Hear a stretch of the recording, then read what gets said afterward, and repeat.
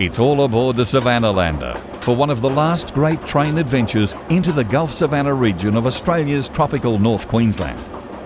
Travellers and tourists alike experience 4 days of exploration from the shores of the Great Barrier Reef up through the World Heritage rainforests of the Kuranda Range, the rich agricultural regions of the Cairns High Country, and on through the endless Gulf Savannah of tropical North Queensland.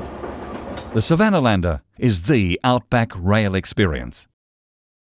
During the 1870s, when gold was discovered inland, there was considerable agitation for a direct route down the Great Dividing Range to the coast.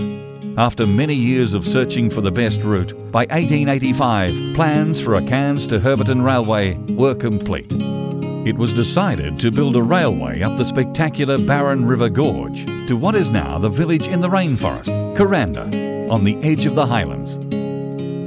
This section of the line was largely hand-hewn and dynamite blasted out of the precipitous hillside, involving substantial excavation, including many cuttings and 15 tunnels. In all, there are 98 curves and numerous bridges. Subsequently, the railway was completed and a veritable network of lines developed to reach such mining centres as Forsyth and Chillagoe. The Savannahlander is a refurbished classic 1960s rail motor, affectionately known as the Silver Bullet. It departs every Wednesday morning at 6:30 a.m. from Cairns Central Station, with the first obstacle being the spectacular Kuranda Range, and then on through Mareeba, Machilba and Dimboola. The sights are from a bygone era, like the historic Espanola Hotel at Lappa Junction. At Almaden, a true one-horse town, passengers have the option of an overnight stay at the railway hotel or to transfer by coach for an excursion to Chillagoe, once a thriving mining centre on the Mangana line. The visit to Chillagoe includes tours of the marble mine, the magnificent limestone caves that honeycomb the area, the historic Chillagoe Smelter Reserve, and there's overnight accommodation in the town. Thursday, day 2.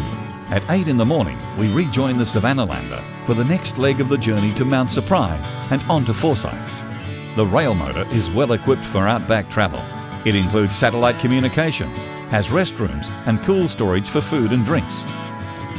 The train rattles along at a sedate pace with commentary from the friendly and knowledgeable crew, pointing out features of the landscape and the flora and fauna of the region. At times, the train will stop to allow passengers the opportunity of checking out the sights for themselves. There are old copper mines to explore, historic line-side settlements, as well as the viewing of bowerbird nests and a chance for some fishing at a permanent river. Mount Surprise is a centre for gem fossicking and is on the edge of the immense Undara lava field. On the return journey, passengers will have the opportunity of visiting the Undara lava tubes, the largest, longest and most accessible tubes in the world. There is also the option of staying at Undara overnight in restored heritage railway carriages and enjoy a bush breakfast, or returning to Mount Surprise for air-conditioned comfort. For those continuing on to Forsyth, the train pauses briefly at Innesley, then continues through the spectacular Newcastle Range and Delaney Gorge. Late Thursday afternoon, the Savannahlander arrives in Forsyth, the end of the old Etheridge Railway branch line, which was originally built to transport gold ore from the Etheridge goldfield. Gold can still be found by amateur prospectors using metal detectors. Passengers can stay overnight at Forsyth and take another excursion opportunity, this to spectacular Cobbold Gorge the next morning.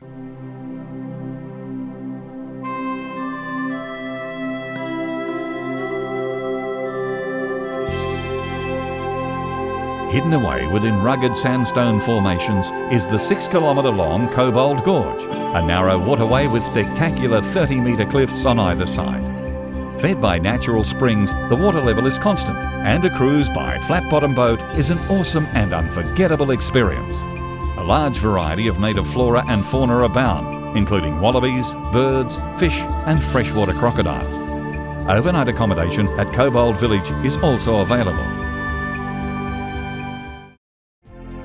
The Savannahlander heads out for its 2-day return journey to Cairns on Friday mornings. Passengers who have selected various tour combinations, such as Undara lava tubes, will join and leave the train en route via connecting coach services. These travel choices are available to suit a variety of budgets, including tours, accommodation and meal options.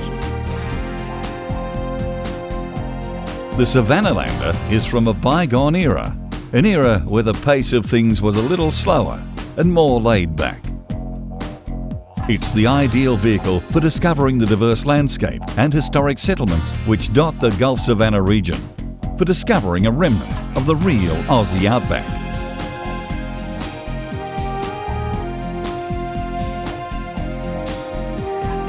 Truly one of the last great train adventures, the Savannahlander is the outback rail experience.